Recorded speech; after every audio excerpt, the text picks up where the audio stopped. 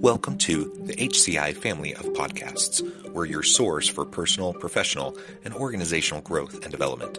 We share our own original research, explore industry trends, and interview executives and thought leaders from across the globe. Join us for practitioner-oriented content around all things leadership, HR, talent management, organizational development, and change management. Maximize your personal and organizational potential with the HCI family of podcasts.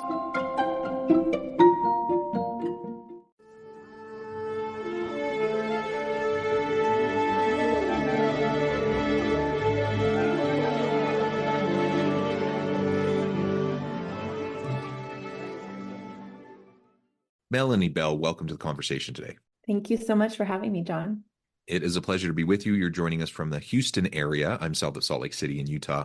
And today we're going to be talking about innovative ways to develop empathy and critical thinking skills as a leader. Now, I think if the pandemic taught us anything, it's that empathy is a leadership superpower. It's one that in the modern world of work, leaders need to develop and cultivate. And we saw examples of many leaders who rose to the occasion during the pandemic, showed great empathy and sympathy and compassion for their people, and were able to lead through difficult times. And we saw examples of people who didn't have that skill set and didn't do quite so well. So that's one half of what we're going to be talking about. And then the other half is that critical thinking side. And sometimes we think empathy, that's the heart, and critical thinking, that's the brain. And we think those are two separate things. But I think we'll explore how these connect to each other, or at least how they can and should connect to each other, so that we can be effective leaders. As we get started, I wanted to share Melanie's bio with everybody. Melanie Bell is the co-founder of Strategic Peace, a company that helps B2B businesses generate outstanding revenue growth by bringing together their marketing, sales, and service teams around an information-driven customer experience built on the HubSpot platform. Melanie is an active angel investor and mentors the student accelerator programs at Rice University's AlSpark and the University of Houston's Red Labs. She was also the president of Marketing Interface, a company created in 2014 before Strategic Peace. However, she is not only about marketing. She founded Leaders Who Fiction while operating her marketing strategy and technology consulting firm. At Leaders Who Fiction, Bell is helping people acquire and develop leadership qualities through fiction reading and intellectual business-oriented conversations centered around a selected novel. I love all of that. Wonderful. Anything else you would like to highlight by way of your background or personal context before we dive on in? No, I think that's it. A lot of my background has been startups and very early stage companies, growing companies. So my clients have been C-suite executives and founders. And so a lot of my experience is just based on people who are really out there ambitiously pursuing their dreams and goals. And I think that it's kind of framed a lot of what I do. Yeah, wonderful. Well, excellent. As we get going, then let's start exploring, first, I guess, the concept of empathy, why you feel it's so important, and then what are some of those innovative ways we can go about developing it? Sure. So I guess one other important thing about my background is I do have an MBA. My undergraduate degree was in liberal arts, but do have that formal business training as a background. And when I started at business school, we did, countless personality exams when we were getting going. And I ranked very high on the empathy scale, and which is a blessing and a curse in a lot of ways. You definitely have to learn how to harness empathy without draining yourself. And so for me, it's always been, throughout my management experience, something that I've brought to the table that other people haven't. And so it's, for me, always been an opportunity that I can capitalize on. And I think, you brought up the pandemic, but I think even before the pandemic, there was a lot of talk about empathy and the difference in expectations from baby boomers to Gen X to millennials. And I think that increased expectation that there's empathy is so powerful. And when I became a manager for the first time, I had no idea what I was doing. And my boss told me to go read personality books. And it was all about figuring out your people. And so I think, to me, it's all very connected and connected together. Yeah, absolutely. And the generational divide, it's an interesting one that you point out. It's one of the reasons why I think millennials and Gen Z often get a bit of a bad rap of being entitled and whatnot, that they 'cause it's really an expectations game, you know. It's really a Mhm. difference in expectations that younger workers have around what they think is appropriate and acceptable and what they really want and demand from organizations and from leaders. And I'm a university professor, and so I teach my students about how to be effective leaders and effective people managers and developing those skills. And we talk so much about these things, and so it's in my mind, it's like obvious. Like no wonder students are leaving university, going into the workforce, and having high expectations because they know what good leadership should be, and they know that there are lots of bad examples, and they have higher expectations. And so we can bemoan it, and or excuse me, baby boomers or Gen X workers can say, "Oh, these kind of spoiled, entitled younger workers." You can do that. You can bemoan that all you want, but the fact is, they have different expectations for the workplace. And if Yeah. you want to attract and retain good people, you're going to have to figure it out. That set aside for a moment, of course, I also believe, and I think the research shows that having empathy as a leader is powerful. It is going to help you be more effective. And so there's clearly a business case for it, there's a human case for it, and there's simply an expectation amongst younger people that this is something that you need to develop. And frankly, many leaders don't have it. And in part, I don't blame them because they were educated and gained experience in a different time, in a different context where different things were prioritized. And so I understand the rub, I understand the friction, but we also, if you want to be successful in the future of work, you got to learn how to develop this empathy skill.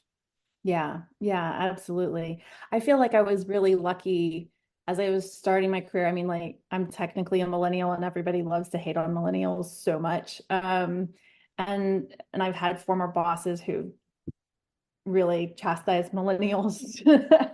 And I was very lucky though, because my dad would always point out, he's like, you know what? Gen Xers are saying the same thing about millennials that we used to say about Gen X, and that the Yeah. greatest generation would say about us when we started working. And so I think I've always had this perspective of, these expectations, they're not positive or negative. They're just a change in expectations. It's just a new, can we approach this neutrally? Is that an adverb that we can Yeah. use? Yeah.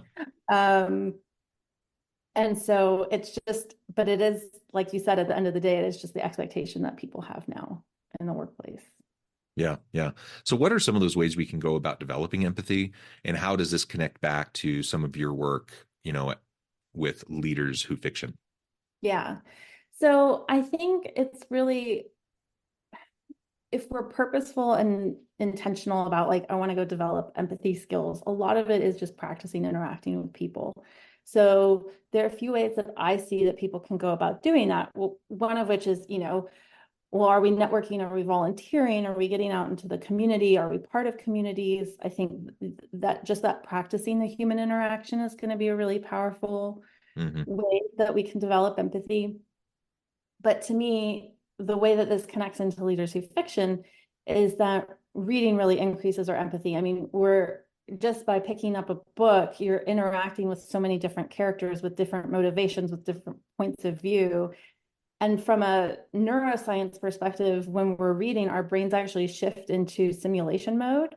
Mm. And so it's not just like this fluffy exercise of like, oh yeah, pick up a book and you're getting to know the characters. Like your brain is actually doing the work of putting yourself in somebody else's shoes. And to me, I mean, that is like the most powerful thing that you can do is, we say walk around in somebody else's shoes, but novels really give us this portal to be able to do that. Yeah, and it really is different, the neuroscience behind reading, and I like how you term it, the simulation that's going on in our brains. It's Yeah, different than other forms of media. It's just different than when you're listening to something or when you're watching a movie or whatever. You can still have some of those elements, and you can get totally. engrossed in a movie. I love movies, but there's something different, and I think everyone who loves to read knows this. Like there's just something different about getting engrossed in a book, and you Yeah. really do get sucked in, and you really do put on you're not just wearing the shoes of the characters. You're like in a really good book, you're fully like wearing their bodysuit. You're like Yeah, you become that person, right? And absolutely. and that's a wonderful way. I mean, that's what empathy is all about. It's about really understanding where other people are coming from and feeling what they're feeling.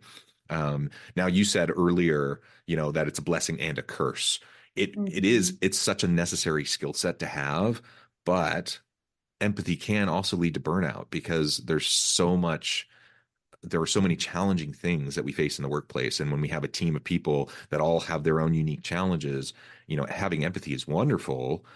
You can meet people where they're at, you can be more supportive of them, but you have to be protective of yourself, and you can't allow yourself to carry the full weight of everyone around you. You'll burn out and you just won't be able to move forward. So any thoughts on how we Yeah. can balance that? Yeah, I mean, I think that you're hitting the nail on the head of just being able to protect ourselves. To me, that's all about boundary setting. Some of it is, it's not even necessarily an external boundary of, I mean, I think external boundaries are a really good, healthy thing to have. But I think just being conscientious of and knowing yourself. So I know like I feed off the emotions of people around me. So when other people around me are having a bad day, I really internalize that. Um, and it just drains me of energy. And so I Mhm. think, but knowing that I can kind of mentally fight that to a certain extent. I mean, it's never going to be perfect. I'm never going to be a robotic person, which would be amazing in some other ways. But um, I think just having those expectations for myself and having boundaries internally that I've set for myself of like managing other people's energy is really critical. Yeah, yeah. So be aware of this, practice self-care, Yeah. have appropriate boundaries and all of that, and balance between empathy, sympathy, and compassion. These are all interrelated but separate concepts and ideas and different ways of practicing. So, sometimes you need to take a step back from empathy and just, seek to have some understanding and some compassion for people, but not, you need to know your limits and not bearing the weight of what they're bearing. So some of those types of things I think are really important. And again, coming back to this reading approach as an innovative way to develop empathy, I absolutely love it. I think the most intelligent people out there, I think, are voracious readers. Not only are they gaining new knowledge through reading a variety of different types of books and genres, but you experience the world in ways that I think it's really almost impossible for individuals to do otherwise, because I don't care if you're like an independently wealthy billionaire who can fly around the world and go to different places all the time, you're still probably not interacting with and experiencing the depth of what you can experience with a good book, right? Yeah. And so I think that's tremendous. Let's pivot now and talk a little bit more about critical thinking skills. Um, and I frame this up at the beginning, as sometimes we have this dichotomy of we have like the heart versus the brain. We have empathy versus critical thinking. And sometimes people think, well, if you're a soft and fuzzy leader, one who has empathy, you're not going to make the hard decisions. You're not going to have the critical thinking capacity to do what needs to be done, blah, blah, blah. Right. Um, Tell us what you think about that. Like, is that accurate? Is that a myth? Like, how can we navigate this tension? I mean, I think that it's a myth just based on my personal experience. I think I've met people, I'm not going to say it's that common because I do think people will tend to err on one side or the other, but I've definitely known leaders who have both of those skills who are capable of it. So from that perspective, the hypothesis that you can't have both is debunked. And I'll go back to someone technical taught me that you can never prove a hypothesis, you can only disprove it, which Yeah. really blew my mind when I learned that. Um, so I have data points of that not being true. Um, I think both are skills that we can cultivate. I think that we do tend to get lazy with our thinking. And so we end up putting people into buckets. And so it's like the same way that we would get lazy and say, oh, someone is either good at, English and history, and those are the math and science. I mean, from when we're kids, we're kind of put into those buckets. And the Yeah. English and history kids are going to be the empathetic ones. The math and science ones are going to be the more analytical thinkers and have critical thinking skills. And so I think that we're just brought up because we're all, I mean, everyone is a bit lazy. And so we want to mentally categorize and make sense of the world. But there are definitely times when I think people have both, and maybe one's more dominant than the other, or and they're, will rely on one preferentially. But I do think it's a bit of a myth that you can't Yeah, have. it's a false dichotomy, Right. right? I think, Yeah. are there people who are super empathetic and kind of don't have the other side? Sure. Are there critical Yeah. thinkers and like really kind of action oriented individuals who you're like, oh, they don't have a lot of emotional intelligence, they don't have a lot of empathy? Sure. Like Met those those those people too. those people exist and there are extremes, but it doesn't need to be that way. And I think there are Right. a lot of people that are in the middle with a mix between these two, and there's value in both. And so I think getting past this false dichotomy is important. Getting past kind of the old school leadership mentality of like command control, be strong, be firm, that kind of leadership that maybe served, you know, people well generations ago, but I don't think it works in the modern world of work. And No. certainly at a minimum, it doesn't meet the expectations of people in organizations. And so that's it just becomes very problematic if that's kind of your sole approach. People expect more empathy. And so if you're a really just lean towards the analytical, critical thinking side, that's not bad. Like that's great. But look how you Mhm. look into like what you can do to develop more compassion, empathy, and that emotional intelligence component, and Yeah. vice versa. If you lean a lot on like your interpersonal and emotional kind of side, not bad, but make sure that you're coupling that with data informed decision making, and critical thinking processes to make sure that you're not allowing your emotions to bias you in any Yeah. particular way. Yeah. I think the other piece of this, or another piece of this to me, is gender in the Mm, workplace. So I think traditionally women have been seen as more empathetic, whereas men have been thought to have more of these yeah, critical thinking skills. And I think that as we have more women becoming leaders, I mean, I think that there is an increase in empathy. I think women in the workplace, there is an increase in empathy away from this very traditional masculine leadership approach, which doesn't yeah. work in new business models. And so, I mean, I think that there are men who are extremely empathetic and women who are extremely great at critical thinking skills. So again, I don't mean to put people into boxes, but I think again, there are these just stereotypes that exist and they've existed since we were kids. And I do think there's Yeah. a gender relationship that exists there still.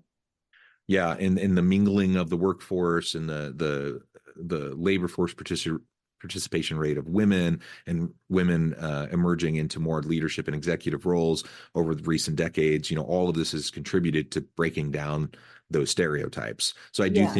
I do think they're not as strong. They don't have as strong of a hold on people as they once did, but they still persist. And Yeah. just like I feel bad for any woman who gets labeled as, oh, she's just a compassionate, empathetic person with no critical thinking skills, that's offensive, right?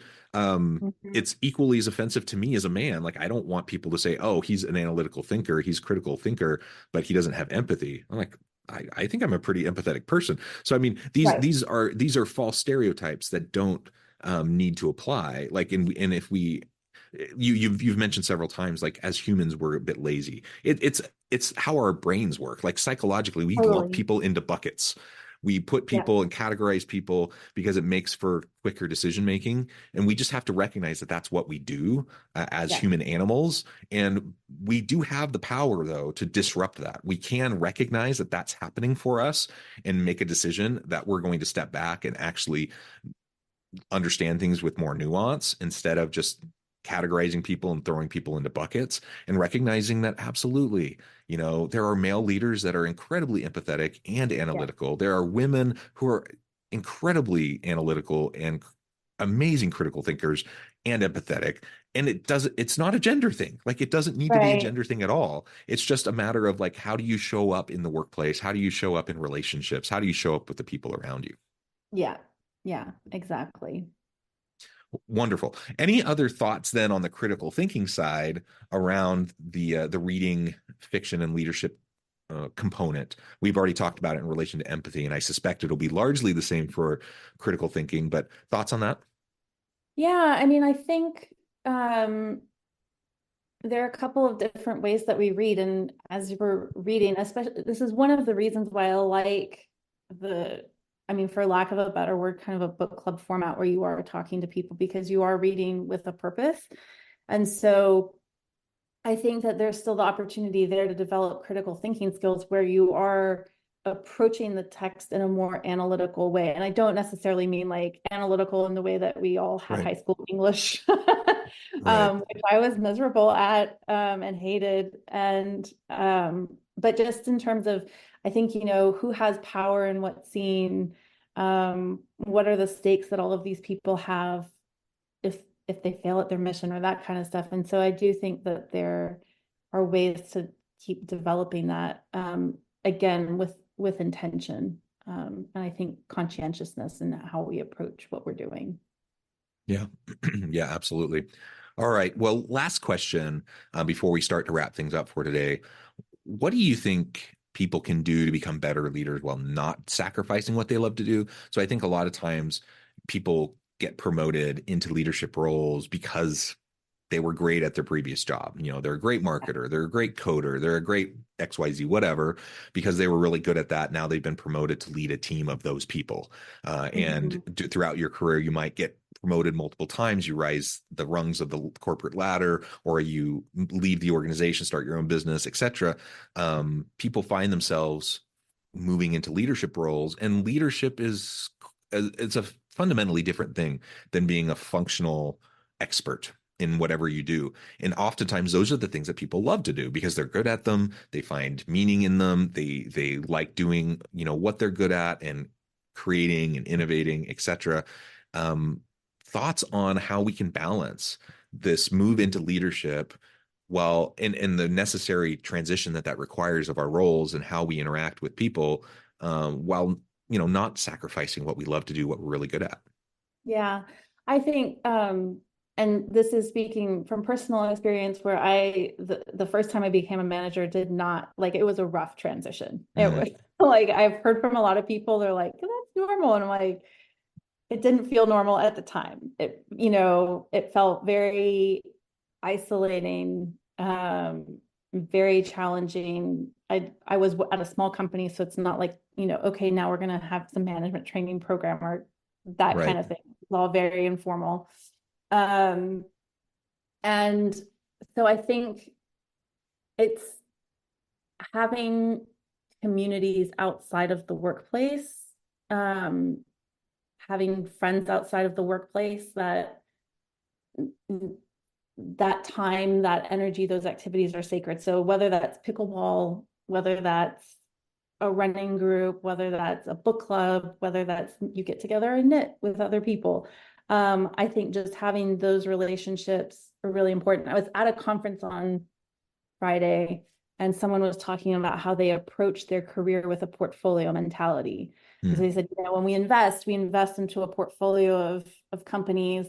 And so I'm never just working at one company. Like I've got side projects or other things that I'm collaborating on. And that's what lights that person up for these other projects.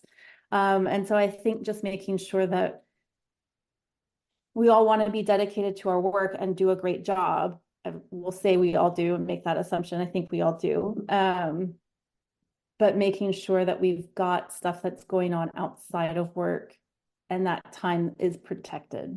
I think mm, that's really big, is to have that time protection, because otherwise it's so easy of like all of a sudden it just gets eaten away, and not necessarily with work. It can get eaten away with the social stuff, the social aspects of work and working at a company as well. Um, yeah, but, yeah. yeah. Well said. Well, Melanie, this has just been a real pleasure. I note the time and I need to let you go here in just a minute. Before we wrap things up, I wanted to give you a chance to share with the audience how they can connect with you, find out more about your work, and then give us the final word on the topic for today. Sure. So, best place to connect with me is on LinkedIn. So it's Melanie A. Bell in the URL that way. Leaders Who Fiction is on LinkedIn. You can also check out Leaders Who Fiction at leaderswhofiction.com. And yeah, those are the best places to connect. Wonderful. Thank you, Melanie. I encourage the Thank audience you. to reach out, get connected, find out more about what Melanie can do for you. And as always, I hope everyone can stay healthy and safe, that you can find meaning and purpose at work each and every day. And I hope you all have a good week.